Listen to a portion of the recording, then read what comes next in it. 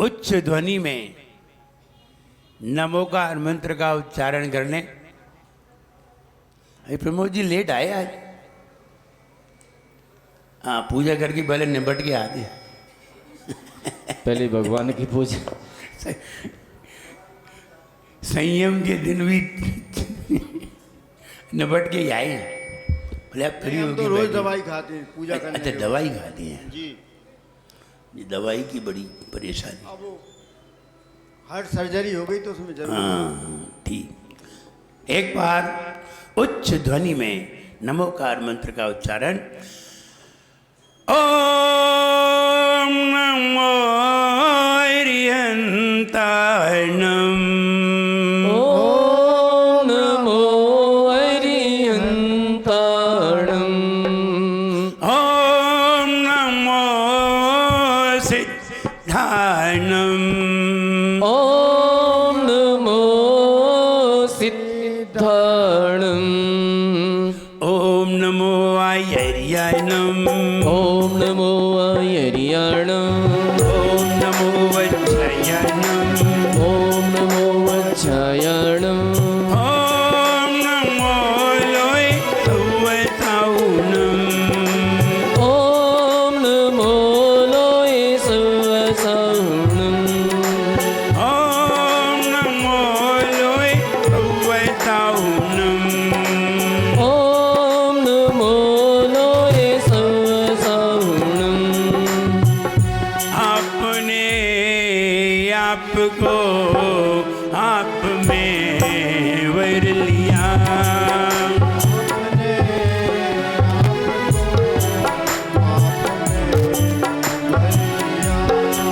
चेतना को स्वयं ही प्रकट कर लिया।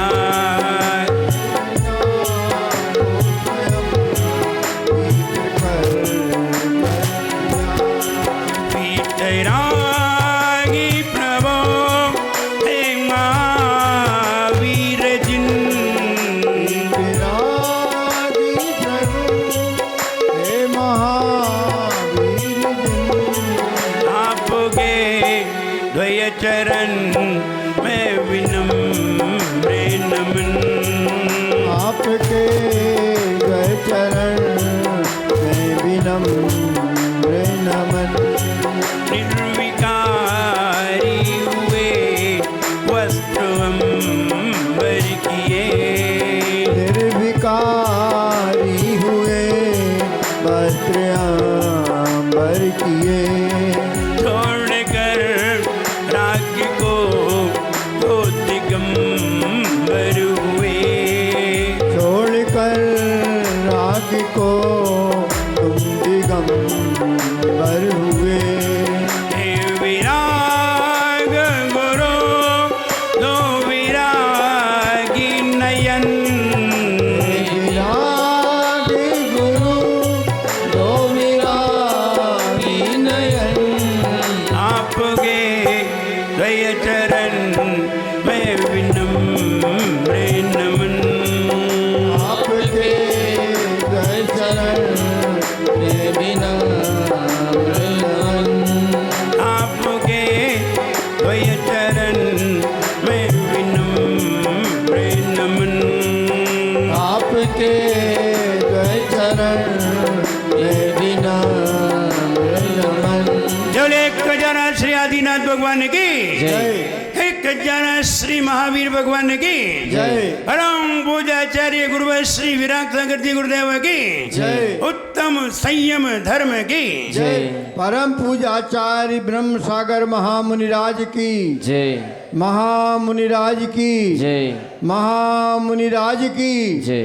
है संयम से नहीं प्यार जहाँ, संयम से नहीं प्यार जहाँ, बिना ब्रेक की कारवां। संयम से नहीं प्यार यहाँ, बिना ब्रेक की कार यहाँ। समझो वो बेकार यहाँ, समझो वो बेकार यहाँ। समझो वो बेकार यहाँ, समझो वो बेकार यहाँ। संयम सुंदर गहना है,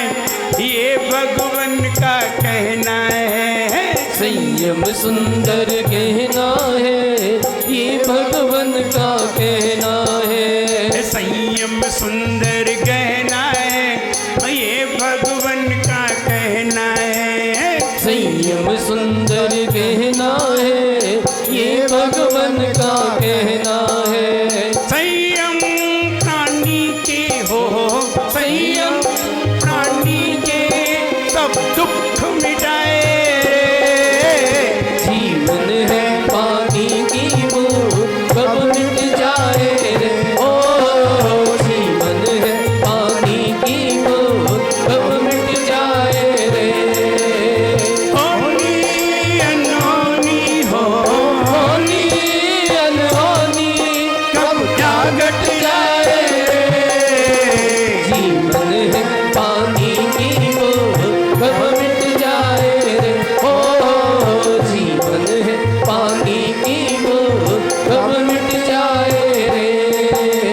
ऊर्ध्व गति को पाना है, ऊर्ध्व गति को पाना है, तो संयम अपनाना है। ऊर्ध्व गति को पाना है, तो संयम अपनाना है।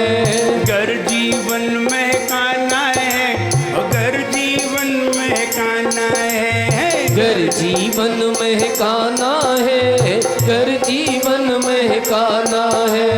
संयम अनुभव लाएगा, संयम अनुभव लाएगा, उत्तम ज्ञान बढ़ाएगा। संयम अनुभव लाएगा, उत्तम ज्ञान बढ़ाएगा। ज्ञान मिलते ही हो, ज्ञान मिलते ही दिल खुश हो जाए रे। जीवन है पानी की बूंद, कब मिट जाए रे। ओ जीवन है पानी की बूंद, कब मिट जाए रे। होनी अनहोनी हो, होनी अनहोनी कब क्या घट जाए रे। जीवन है पानी की बूंद, कब मिट जाए रे। ओ जीवन है पानी की बूंद, कब मिट जाए रे। संयम से नहीं प्यार जहाँ, बिना ब्रेक की कार वहाँ। संयम से नहीं प्रेम जहाँ, बिना ब्रेक की कार यहाँ। समझो वो बेकार यहाँ, समझो वो बेकार यहाँ। समझो वो बेकार यहाँ, समझो वो बेकार यहाँ। हमें तालाब में पारसमणि नजर आ गया, हमने ऊपर से पारसमणि को देख लिया, पानी क्लीन है, पारसमणि नजर आ रहा है। अब तो पाने की इच्छा है कि हम कैसे भी इसे प्राप्त कर लें। हम किसी और से कहते हैं कि तुम निकाल लाओ, तो वो लेके नहीं भाग जाएगा। हम तो किसी को बताना भी नहीं चाहेंगे। अगर हमारे घर में गड्ढा खोद करके खजाना निकल आए तो हम किस किस को बताने जाएंगे? अरे किसी को हवा तक नहीं लगने देंगे कि हमने गड्ढा भी खोदा था। ऐसे ही पारसमणि हमें दिख गया है, अब बताओ किसको बताने जाओगे? भूल के भी किसी को नहीं बताएंगे। बोले तुमने देखा, बोले हमने नहीं देखा, हमें नहीं मालूम, यही कहोगे। और पारसमणि देख तो लिया है और पाने की जुगाड़ लगाओ, कैसे पाए? अब पाने के लिए तैयारी करो। दूसरे को कहते हो तो वो निकाल ले जाएगा। आपको मालूम हो पन्ना में डायमंड की खदान है, पन्ना में। वहां जब खदान खोदी जाती है तो मालिक सामने खड़ा रहता है, जब तक लेबर लगी रहती है तब तक वो सामने, क्योंकि जब मिट्टी निकाल करके और बड़ी चलनी में डाली जाती है, बड़े चलने पर डाली जाती है और पानी डाला जाता है पाइप से, तो मालिक सामने खड़ा रहता है। जरा सा भी निकला और नौकर लेके भाग गया तो वो तो दबा देंगे और दवाई देते हैं। और जरा जरा से निकलते हैं और वो तो नौकर तो जानते हैं कौन से हीरे हैं, अरे कोई थोड़ी खुदाई करता है, और वो जानते हैं और जान करके वो सरका देते नीचे, तो मालिक वहीं खड़ा रहता है छाती पे, कहीं ये हीरे निकाल ना ले जाए। जब वहाँ के लोगों से जब चर्चा हुई तो बताते हैं कि बोले हम लेते हैं खदान, लेकिन वहीं खड़े रहना पड़ता है। ऐसे ही पारसमणि तो नजर आ गया, निकालोगे कैसे? तालाब में पानी भरा हुआ है फुल, जैसे कि अभी भरा है। अब क्या करोगे? अब तैरना सीखिए। अब गए स्विमिंग पूल में तैरना सीखने के लिए। क्यों तैरना सीख रहे हो? क्योंकि तैरना सीख जाएंगे फिर डुबकी लगाना भी सीख जाएंगे, और डुबकी लगाना सीख जाएंगे तो एक दिन पारसमणि को हम ढूंढ करके निकाल ले आएंगे। अब तैरना सीखना। तिरने की हो कला जहां संयम मिलता भला वहां, तिरने की हो कला जहां संयम मिलता भला वहां। अब तैरना सीखना है। तैरने का मतलब क्या है? पानी में गिरो, डूबो नहीं। पानी में तुम हो लेकिन पानी तुम्हारे अंदर ना हो, इसी का नाम तैरना है। तुम पानी में हो लेकिन पानी तुम्हारे अंदर ना हो। संयम भी यही है, तुम संसार में हो लेकिन संसार तुम्हारे अंदर ना हो, इसी का नाम संयम है। हमें संसार की कोई आकांक्षा ना हो, हम संसार में हो लेकिन संसार मेरे अंदर ना हो। तुम डूबोगे नहीं, संसार में भटकोगे नहीं, पानी तुम्हारे अंदर नहीं जाएगा, तुम कभी डूबोगे ही नहीं, मरोगे ही नहीं, तैर करके पार कर जाओगे। अब तैरना सीखना है, और तैरना सीखने के लिए जो व्यक्ति तैरता है उसमें एक कला होती है। एक व्यक्ति को पता चल गया कि पानी में सोने का बिस्कुट पड़ा है, अब निकालने के लिए तैरना सीखना है। पानी से बहुत डर लगता है, पानी से बहुत डर लगता है, तैरना जरूर सीखना है। वो बिस्तर पे तैर रहा था, बढ़िया बिस्तर था, जोर जोर से हाथ मार रहा, पांव मार रहा जोर जोर से। एक व्यक्ति आया, बोले भाई क्या करो? बोले तैरना सीख रहे। बोले पानी में जाना ही पड़ेगा, अगर तैरना सीखोगी तो पानी में तुम्हें जाना ही पड़ेगा, क्योंकि पानी में ही तैरना है, बिस्तर पे नहीं। बोले नहीं, पानी से बहुत डर लगता है। हाँ, नियम से बहुत डर लगता है, व्रतों से बहुत डर लगता है, और मोक्ष पाना है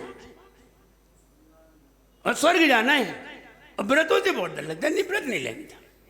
अरे व्रत तो लेना ही पड़ेंगे, और व्रत लेना तो बहुत अच्छी बात है।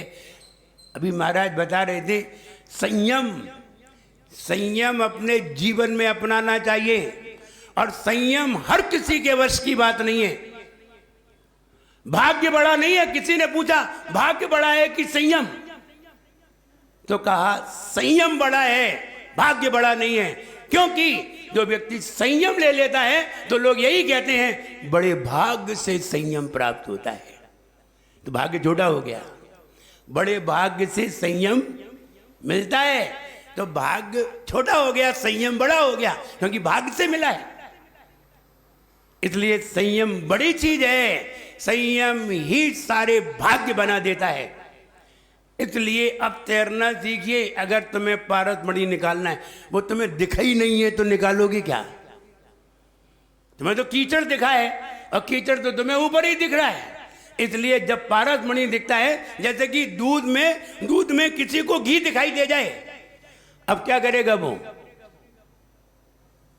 अब दूध में से घी निकालने का प्रोसेस करेगा। कैसे घी निकाला जाता है, दूध में से घी निकालने का तरीका। और जिन्हें घी निकालना ही नहीं आता है, और जो बिना बुद्धि के लोग हैं, मिल गया दूध और उसमें घी था, शानदार अमृत था, और बना ली चाय। अब बुद्धि सड़ी हो तो क्या करें? वो अमृत को भी जहर बना के पी लिया। दूध क्या था? अमृत, ताकत, और बना लिया क्या? चाय। जब अंग्रेज लोग हिंदुस्तान आए, और हिंदुस्तान आकर के उन्होंने हिंदुस्तानी आदमी को देखा, वो तो बहुत ताकतवर थे, दो की खोपड़ी पकड़ी और लड़ा दी एक दूसरे को। बोले हिंदुस्तान के लोग तो बहुत ताकतवर है, क्या करते हैं ये, क्या खाते हैं, क्या पीते हैं? बोले ये तो गाय का दूध पीते हैं, दूध पीते हैं मजबूत हो जाते हैं।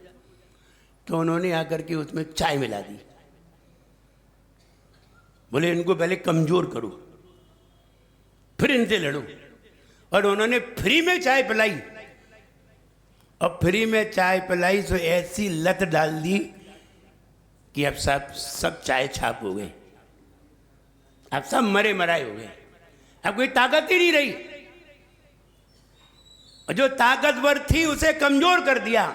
इसलिए दूध को अमृत बना के पीना चाहिए, दूध में से घी निकालने का प्रोसेस ढूंढना चाहिए। घी कीमती हुआ करता है, और घी तो निकालना सीख नहीं पाए और चाय डालना सीख गए। अब हो गए मरे मरे मरे मराए। वो आए, उन्हें 2 झापड़ दिया, पटक दिया उठा के। तो चाय पीने वाले तो वैसे ही मरे मराए होते, कमजोर होते। ताकतवर तो दूध पीने वाले होते हैं। तुमने कोई पहलवान को चाय पीते नहीं देखोगे। अगर चाय पीता होगा तो अखाड़े से बाहर निकाल दिया जाएगा। अगर तुम पहलवानी के लायक नहीं हो तो मजबूत होने के लायक नहीं हो। अगर दूध में घी दिखाई दे रहा है तो घी निकालने का प्रोसेस ढूंढिए।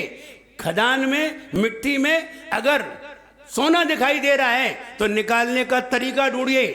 खदान में हीरा दिखाई दे रहा है तो निकालने का तरीका ढूंढिए। और तालाब में पारस मणि दिखाई दे रहा है तो तैरने का तरीका निकालिए। और अगर तैरना आता है तो तुम निकाल लोगे, किसी को बताओगे नहीं और निकाल के भी ले आओगे। अभी तो सिर्फ तैरना सीखना है, अभी डूबना मत सीखना। डूबने की बात तो कल बताएंगे, अभी तो संयम की बात है, सिर्फ तैरना सीखना है। डूबना अलग बात है, तैरना अलग बात है, और डूब के निकल आना अलग बात है। एक होते हैं तैरना जानते हैं, डूबना नहीं जानते। एक डूबना जानते हैं, तैरना नहीं जानते। एक तैरना भी नहीं जानते और डूबना भी नहीं जानते। और एक ऐसे होते हैं जो तैरना भी जानते हैं और डूबना भी जानते हैं। सब तरह के लोग हुआ करते हैं। अब आप लोग कौन सी क्वालिटी के हैं? ना तो तैरना जानते हैं और डूबना जानते हैं, तो डूब गए। और डूब तो गए हो, लेकिन तैरना सीख लो, क्योंकि कभी भी बाढ़ आ सकती है, और बाढ़ आई तो फिर पछताओगे। इसलिए पहले ही तैरना सीख लो। मेरे पिताजी बहुत तैरना जानते थे, तो वो कहते थे कि तैरना सीखना चाहिए। खूब तैरते थे पानी में, और उन्होंने हमसे कहा कि तुम भी तैरना सीखो। लेकिन जब तक तैरने के सीखने का मन हुआ तब तक ये वाला ज्ञान हो गया कि अनछने पानी में बहुत जीव होते हैं। बस तैरना छोड़ ही दिया, नहीं तो तैरना हम भी सीखते, हम भी तैरना सीखते। लेकिन तैरना क्यों नहीं सीखा? क्योंकि अनछना पानी होता है और उसमें बहुत सारे जीव मरेंगे, इसलिए वो तैरना छोड़ दिया।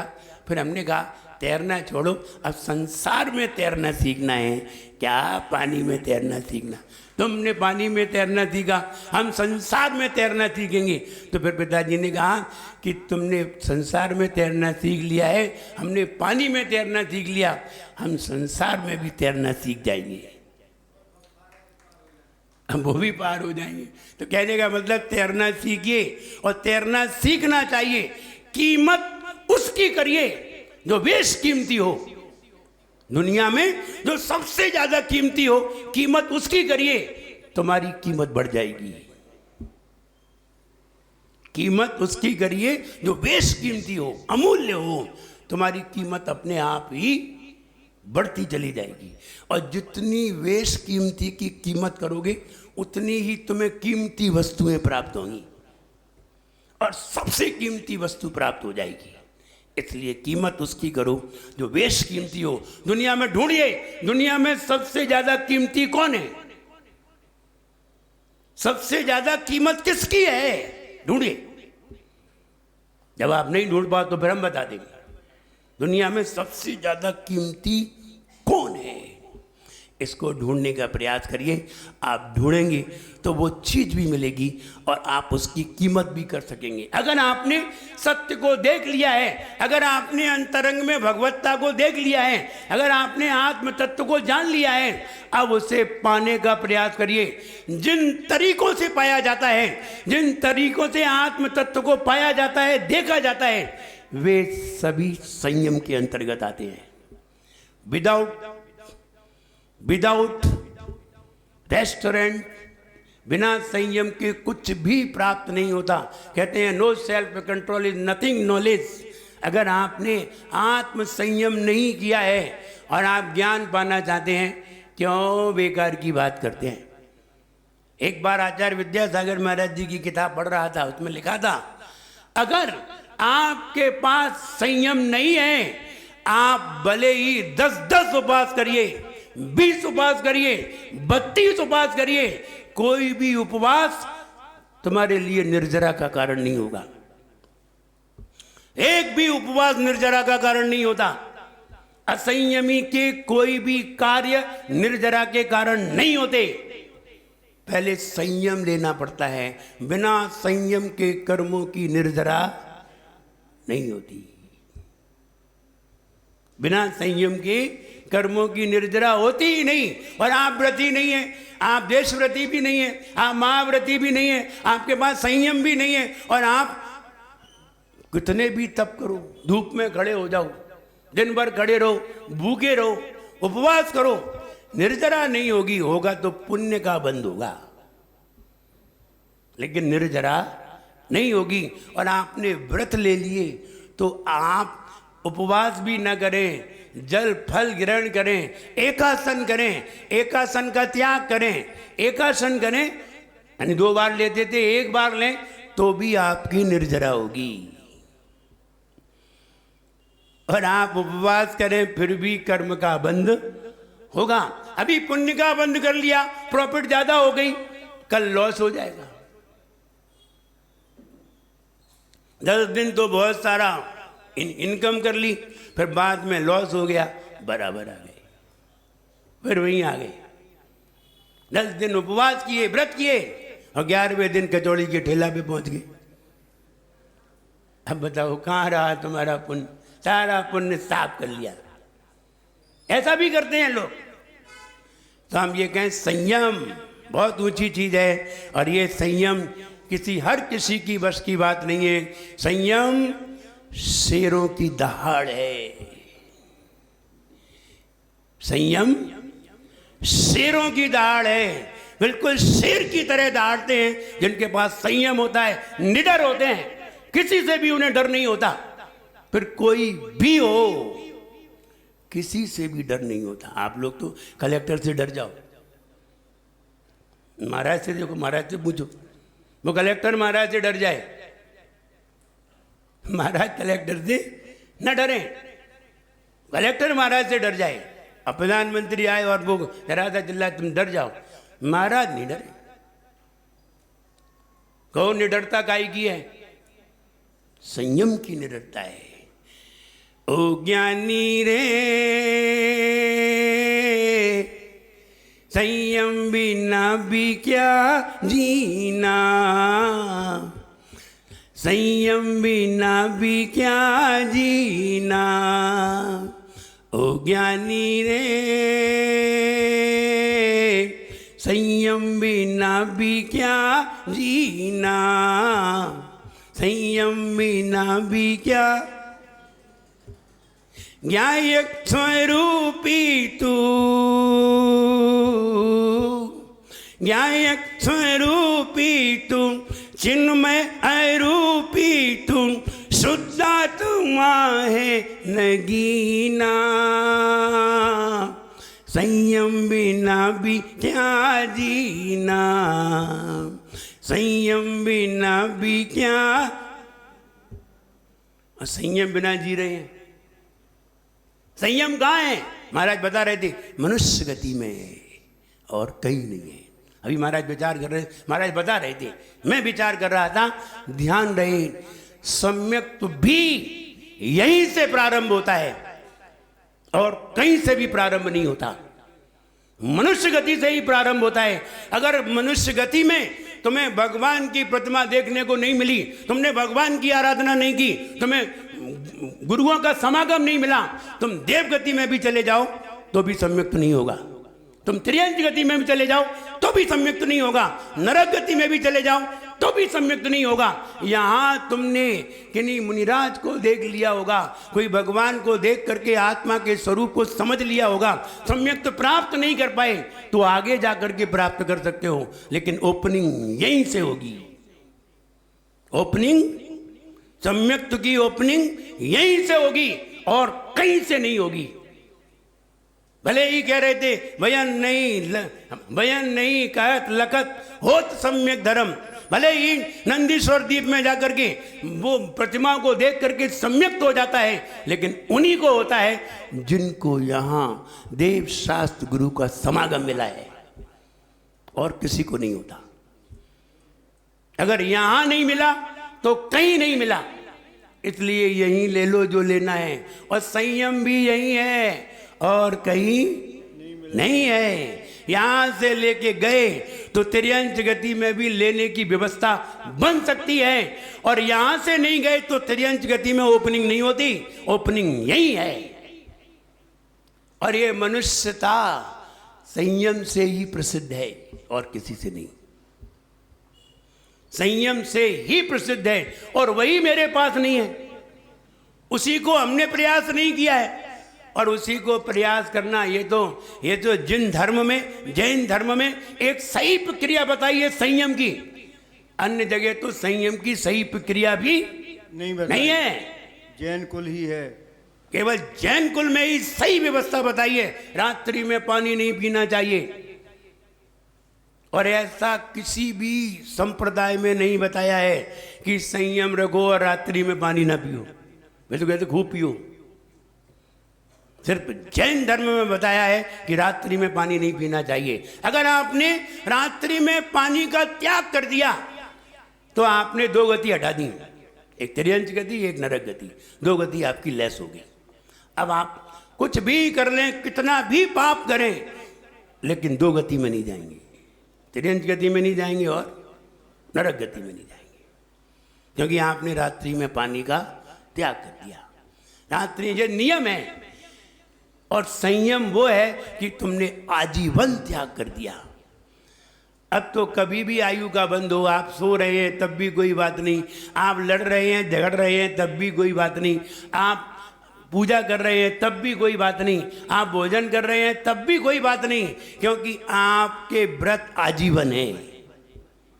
जैसे कि मुनि महाराज के व्रत आजीवन है। जब हमने अपना बायोडेटा निकाला और अपनी लिस्ट निकाली, और लिस्ट निकाल करके ये 2000 की बात है,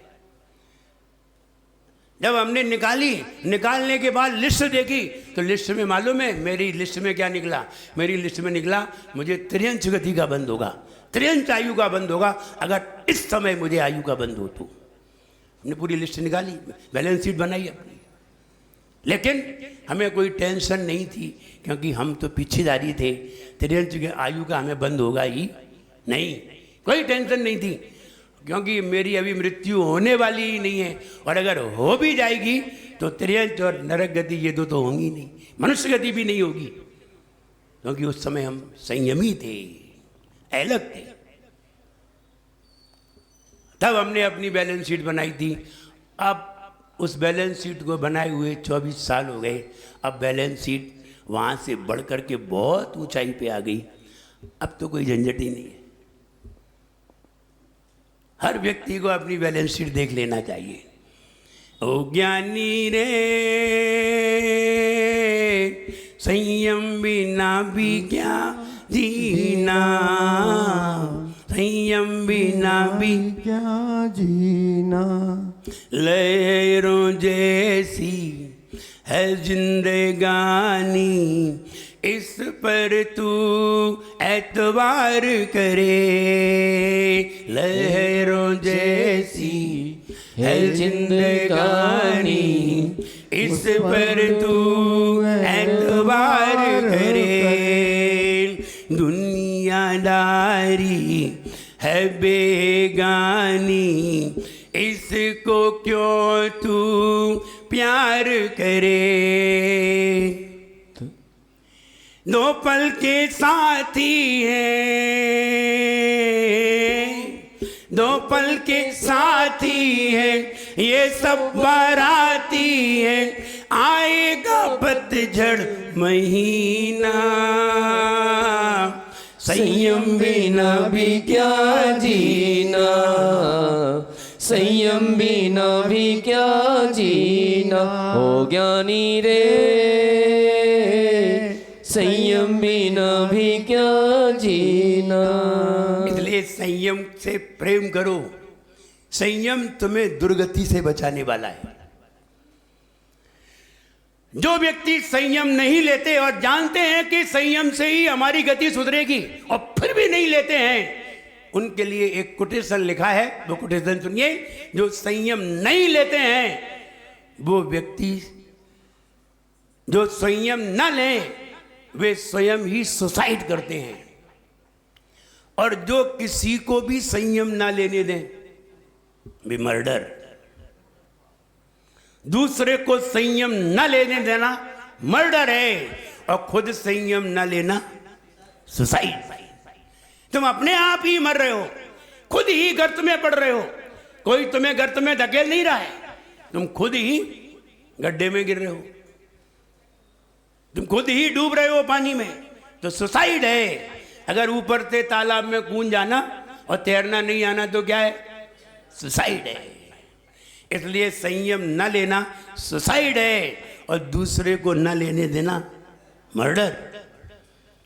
इसलिए दूसरे संयम ले तो हाँ लो अच्छी बात है, और दूसरा ले तो हाल कह देते हाँ ले। अपना बच्चा ले तब कहो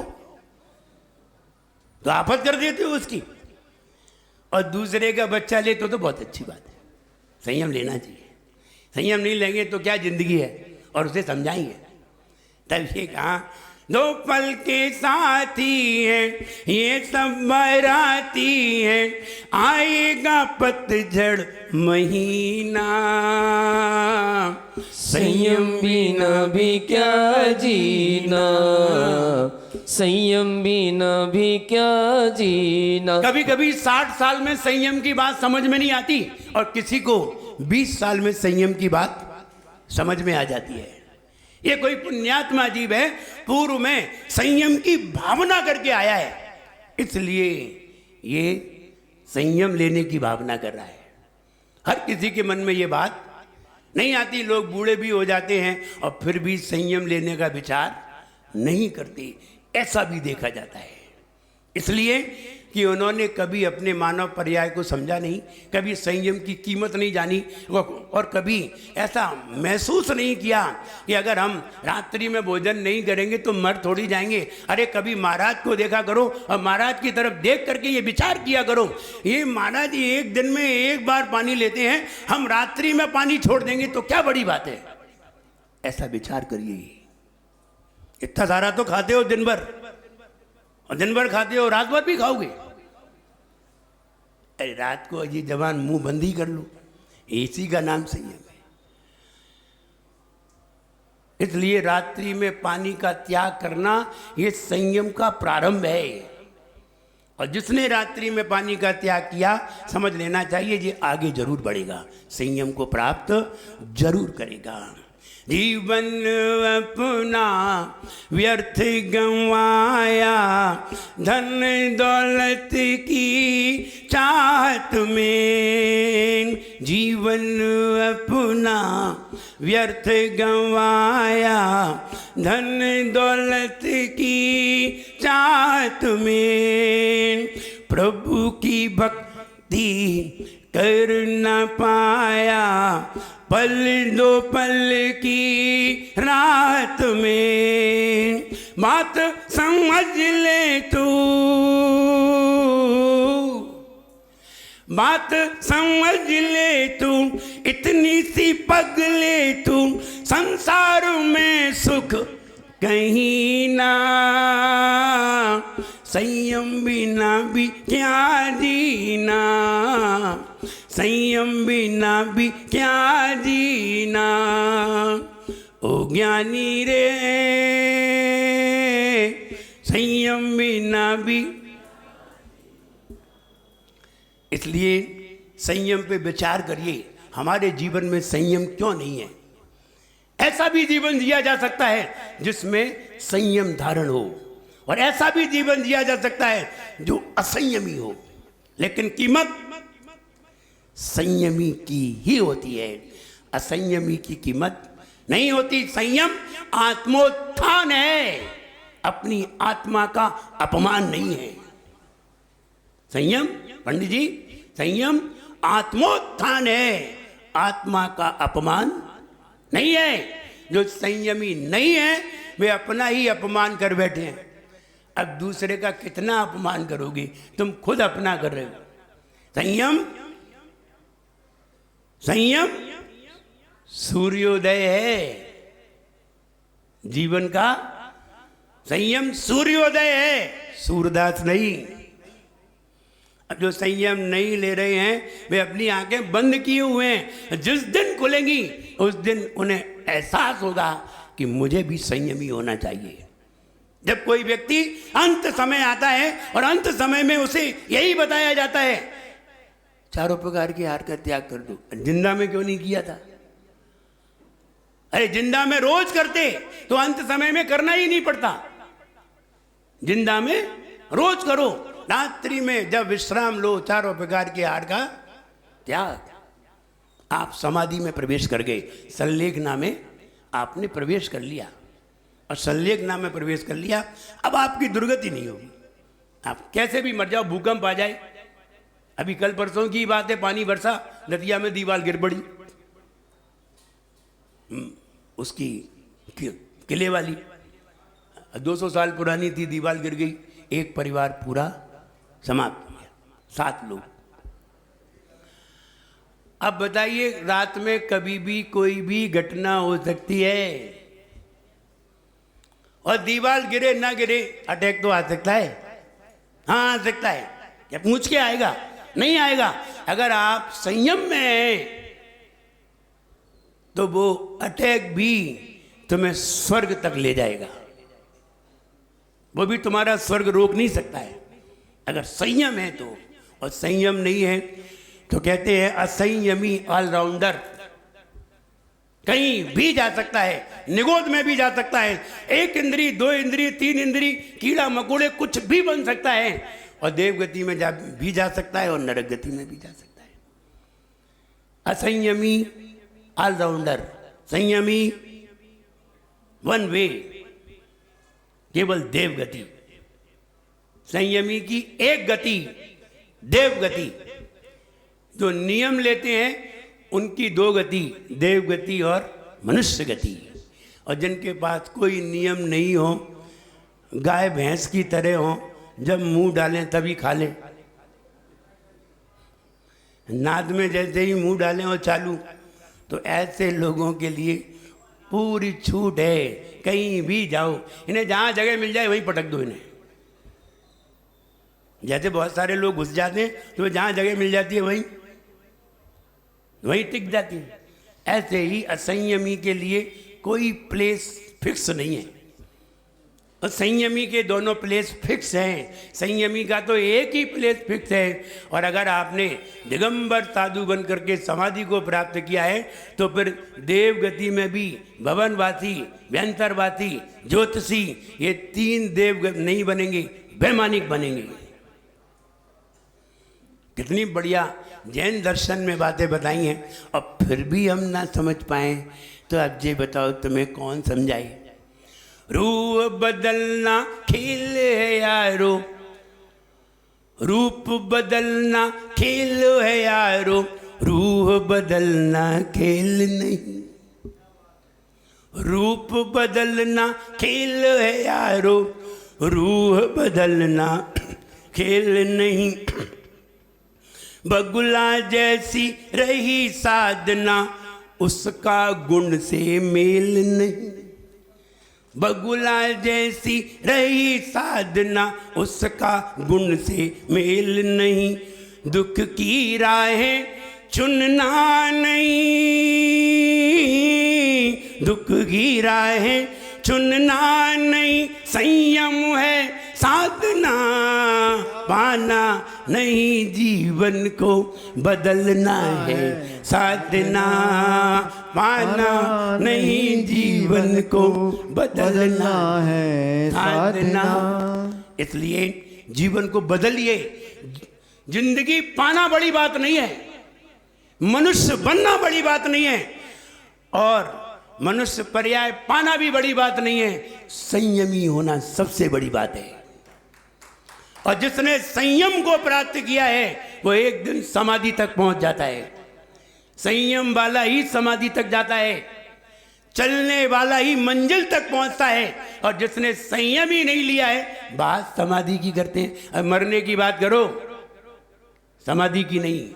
असंयमी मरते हैं और संयमी समाधि करते हैं। इसलिए संयमी बनने का प्रयास करिए, ताकत लगाइए, पूरी ताकत लगा दीजिए। संयम है चक्रव्यूह को तोड़ना।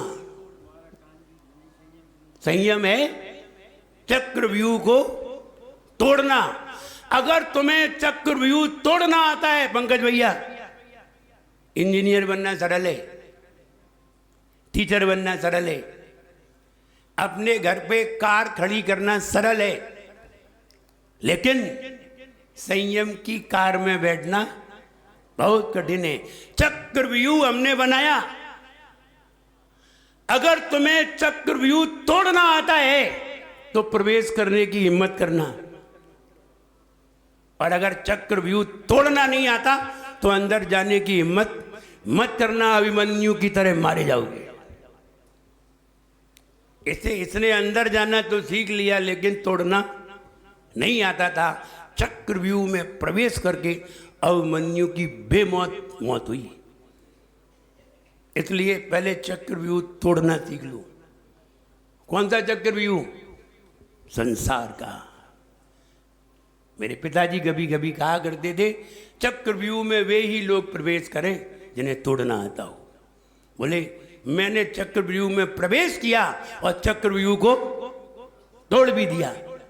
हमें तोड़ना आता था, इसलिए हमने प्रवेश कर लिया। और जिसे तोड़ना नहीं आता है वे कभी भी भूल करके प्रवेश ना करें, और पहले तोड़ना सीख लें, उसके बाद प्रवेश करें। मतलब ये है कि पहले संयम की भावना कर लें, फिर संसार में फंसें। बोले ऐसा कैसे हो सकता है? बोले हो सकता है, ऐसा भी हो सकता है कि पहले संयम की भावना कर लें फिर प्रवेश करें। तो कहने का मतलब ये है कि हम चक्रव्यूह को तोड़ना सीखें। चक्रव्यूह में फंसना सरल है, लेकिन चक्रव्यूह से निकलना बहुत कठिन है। लोग फंस करके मर जाते हैं, निकल नहीं पाते।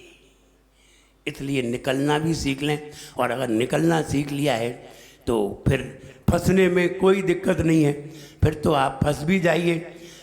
संयम है संसार के कीचड़ से निकलना, और असंयम है संसार के कीचड़ में धंसना।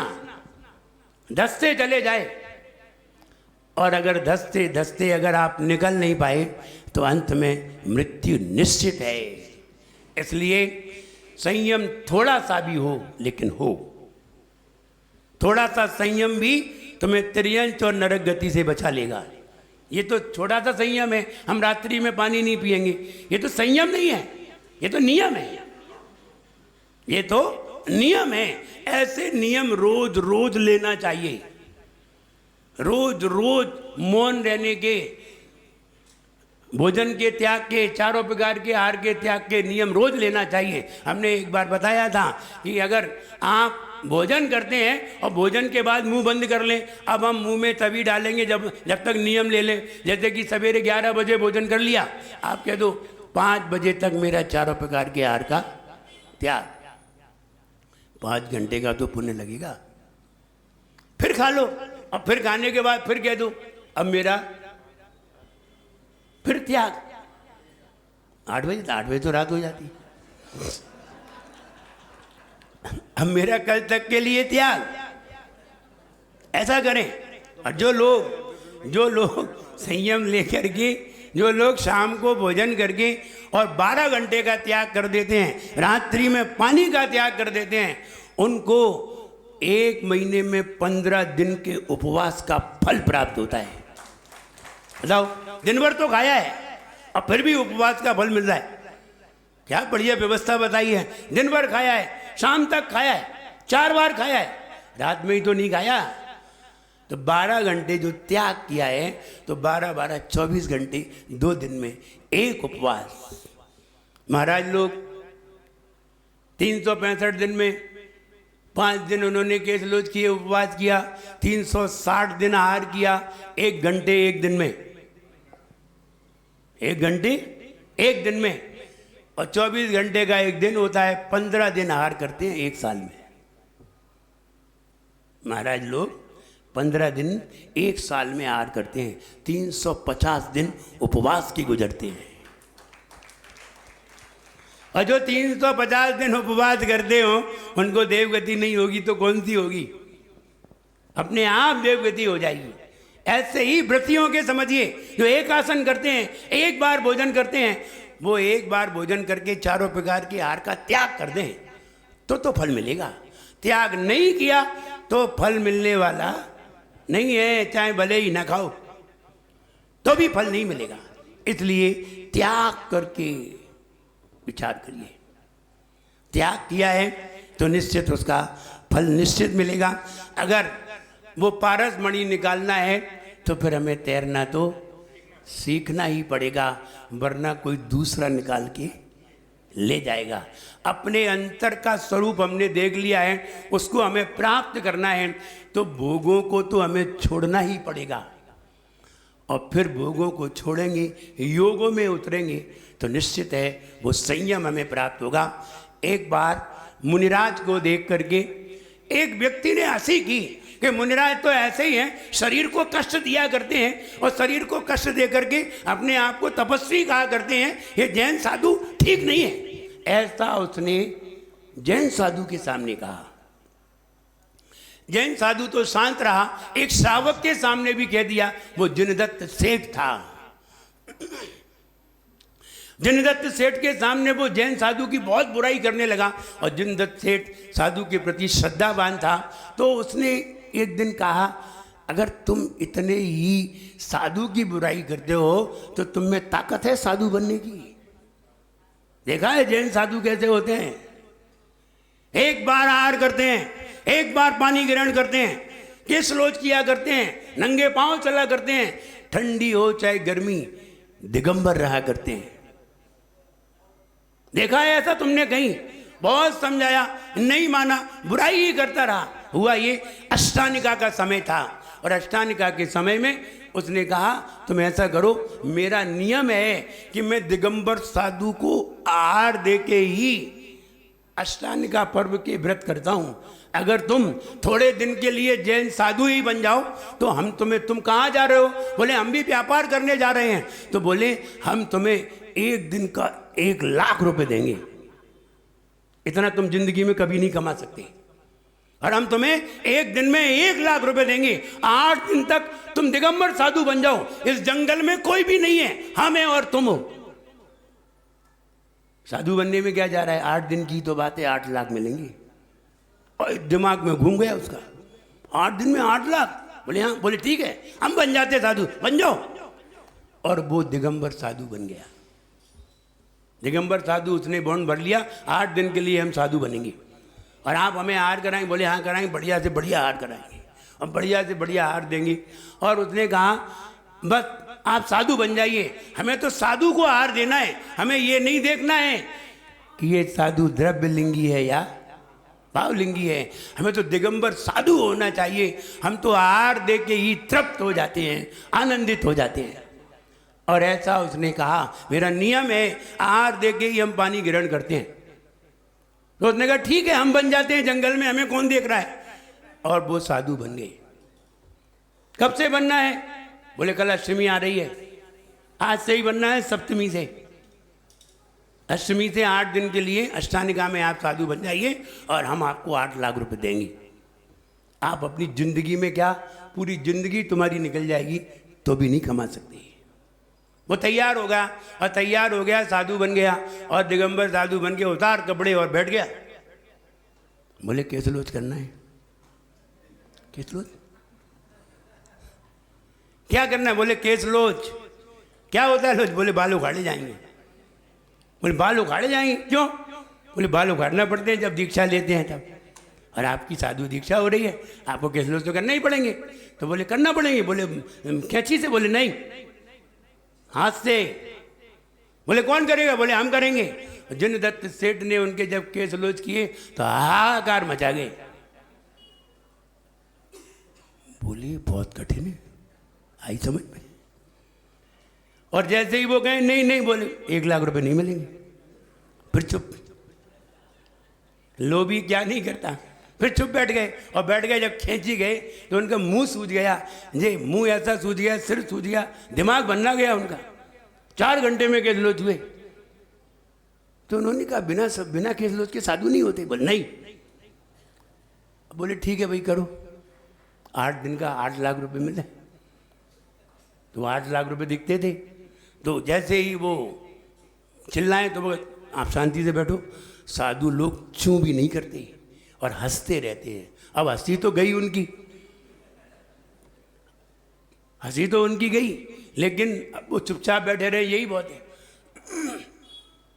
जब केस लोच हो गए, केस लोच होने के बाद 11 बज गए, और 11 बजे बोले भोजन। बोले आज उपवास।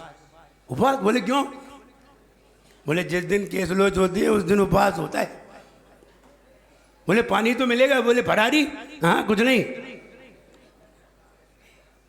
बोले पानी भी नहीं? बोले नहीं कुछ नहीं, कल मिलेगा, वो भी 10 बजे, सवेरे उठ के जल्दी भी नहीं मिलेगा। बोले जो तो बहुत कठिन है। बोले समझ में आई? जैन साधु तुम कह रहे थे ऐसे ही करते हैं, और फिर भी तुम्हें प्रसन्न रहना है। जैन साधु केसलोच करने के बाद, उपवास करने के बाद भी प्रसन्न रहते हैं, मुंह लटकाए। बोले मेरा तो मुंह ही सूज गया, तुम कह रहे प्रसन्न रहो। हालत खराब हो रही है और तुम कह रहे कि कैसे प्रसन्न रहें। अब वो बेचारे बैठे, अब लेट गए, अब ना बैठा जा रहा है। बोले सामायिक करो महाराज, 12 बजे सामायिक की जाती है। बोले सामायिक क्या होती है? बोले दिग्बंधना करो, पहले चारों तरफ दिग्बंधना करो, खड़े होकर के 9 बार नमोकार मंत्र पढ़ो, दिग्बंधना की। बोले अब बैठो, 1 घंटा बैठना पड़ेगा। बोले ऐसे ही? बोले हाँ, आसन लगा के बैठो।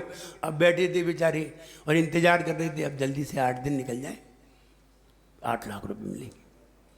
अब वो सोच के अब सामायिक में कौन नमोकार मंत्र का जाप कर रहा है। मुझे सोच रहे कल का मीनू बनाए, कल क्या क्या खाएंगे, ऐसा विचार कर रहे थे। और सामायिक हो गई, 1 बज गया। बोले अब, बोले आड़े हो गए वो। बोले स्वाध्याय सुनो महाराज, हम स्वाध्याय सुना रहे हैं। बोले हम लेट के सुन रहे हो। नहीं, बैठ के सुनो, आप हमें सुनाओ। अब सुनाना पड़ा, बैठ गए, स्वाध्याय कर रहे हैं। दिन भर कैसे निकला उनका वो ही जानते हैं, और रात भर करवटें बदलते रहे। रात भर इधर से उधर, उधर से उधर, नींद ही नहीं आई। सोच रहे कब सवेरा हो, बार बार उठ के देखा है बाहर, टेंट के बाहर देख लें वो उजाला हुआ कि नहीं। बोले नहीं हुआ अभी। रात भर नींद नहीं आई, सवेरे उठे, बिल्कुल तैयारी से बैठ गए। बोले ये बताओ। बोले अभी भगवान का अभिषेक करेंगे, पूजन करेंगे 10 बजे बाद। और 10 बजे तक उन्होंने इंतजार किया, और 10 बजे बाद जब वे आहार करने के लिए गए तो उनसे कहा खड़े होके आहार करना है। बोले खड़े होके करते? बोले हाँ, और 1 ही बार मिलेगा, और उसी में पानी लेना है, इसके बाद पानी भी नहीं मिलेगा, जो कुछ लेना है ले लेना। बोले ठीक है। और वे उन्होंने तो जैसे ही आहार के लिए खड़े हुए तो उसने तो मालपुआ बनाए थे, तो उनने तो वो पानी की तरफ तो देखा ही नहीं। बोले पानी नहीं हटाओ, तुम तो बुलाओ। और मालपुआ, रबड़ी, पकौड़ी, मगोड़ी खींच गए, खींच तो गए कस के, और पानी तो देखा ही नहीं। बोले लास्ट में लेंगे। और जब पेट भर गया और जब आखिरी में पानी लेना हुआ तो थोड़ा सा पानी लेकर के और हाथ धो करके बैठ गए। अब जैसे ही अब अंदर में पुआ पहुंच गए। पुआ उन्होंने खोद दिया कुआ, हम मांगे पानी। बेसन की पकौड़ी खींच गए वो, खींच तो गए बिना पानी की चीज़ें। अब अंदर में पानी मांगेंगे, तो पानी मांगा उन्होंने, अब गला चटक रहा, बोले पानी नहीं, मैं शाम को भी नहीं, बोले नहीं, बोले बहुत कठिन है साधु बनना। मैंने साधु बनना बहुत कठिन नहीं है, जैन साधु बनना बहुत कठिन है। जैन धर्म में नाम नहीं पाखंडों का, और ठर्रा बीड़ी पीने वाले पंडों का। जैन धर्म में नाम नहीं पाखंडों का, ठर्रा बीड़ी पीने वाले पंडों का। जैन धर्म की महिमा बड़ी निराली है, जिसकी सम्यक दर्शन जैसी ताली है। जैन धर्म की महिमा बड़ी निराली है, जिसकी सम्यक दर्शन जैसी ताली है। इंद्रिय मन को वश में करना होता है, तलवारों की धार पे चलना होता है। साधु बनना खेल नहीं है बच्चों का, तेल निकल जाता है अच्छे अच्छों का। अब उनकी समझ में आई साधु बनना बहुत कठिन है। बोले नहीं, जैन साधु बनना बहुत कठिन है। साधु बनना कठिन नहीं है, जैन साधु बनना, दिगंबर साधु बनना बहुत कठिन है। अन्य जगह तो 2-2 बार भी ले लेते हैं, लेकिन यहाँ तो एक बार में भी अंतरायों का 40 अंतरायों का पालन करते हैं, इतनी कठिन है। और जब दूसरा दिन आया, बोले अब रात भर सोच रहे थे कल तो पानी लेंगे ही नहीं, बहुत प्यास लग रही, गला चढ़क रहा है, अब क्या करें। अब कल तक इंतजार करा, रात भर नींद नहीं आई, रात भर फिर वही हालत। उन्होंने कहा महाराज माला का जाप करो, नमोकार मंत्र का जाप करो। काहे का जाप करें, यहाँ नींद नहीं आ रही, तुम करे जाप करो। जब पीड़ा हो जाप होती है, हो गई जाप, हो रखी है तुम्हारी घंटी माला, तो नहीं हुई जाप। जाप नहीं हुई, पड़े रहे, रात भर सोचते रहे कल कैसे हार करेंगे, कल क्या लेंगे। और यही सोचते सोचते अब रात निकल गई, सवेरा हुआ, वे बिल्कुल तैयारी में खड़े थे, तैयार 10 बजे लिए कमंडल। बोले कब चलना है, बोले चलो। तैयारी करके पहुँचे, और जैसे ही पहुँचे तो उन्होंने दिखाए मालपुआ वगैरह। हटो साइड से करो, इन्हें ये तो लेने ही नहीं, देखने ही नहीं है इन्हें। और आते ही उन्होंने पानी लिया, और पानी ले करके और थोड़ा बहुत दूध लिया, और फिर पानी लेने लगे। अब पानी की तरफ बार बार देखे, तो अब उसने कहा भाई थोड़ा आहार तो ले ले। बोले नहीं पानी दो। और पानी लिया, दूध लिया, पानी लिया, और ले करके पेट भर गया, बैठ गए। 1 घंटा बाद पानी खत्म, 1 घंटे बाद पानी खत्म, अब पेट खाली। अब चूहे परेशान करें। अब भूख लग रही उन्हें, अब बोले अब भूख लग रही, भूखे भजन ना लो गोपाला जालो अपनी कंठी। जिन रहते सेठ से बोले अब भूख लग रही है, बोले वो तो कल, आज कुछ नहीं। बोले साधु बनना, जैन साधु बनना बहुत कठिन है। बोले आई समझ में, तुम कह रहे थे जैन साधु शरीर को कष्ट देते हैं, अब आ रहा है समझ में। तो बोले बहुत कठिन है, तुम तो ये बताओ 2 लाख तो हो गए हमारे, 6 लाख बचे हैं, तुम ये बताओ तुम्हारे महाराज आहार कैसे करते हैं, ना उन्हें भूख लगती ना प्यास लगती, कैसे आहार करते हैं। हम तो एक दिन तो प्यास लगी, दूसरे दिन भूख लगी, हमसे तो रहा नहीं जा रहा है, तुम ये बताओ कैसे आहार करते हैं।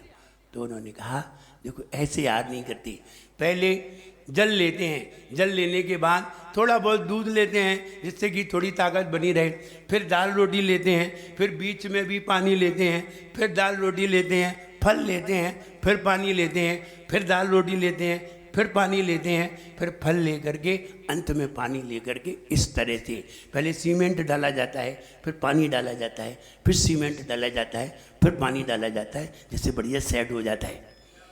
फिर ना भूख लगती है ना प्यास लगती है, अच्छी तरह दीवार खड़ी हो जाती है।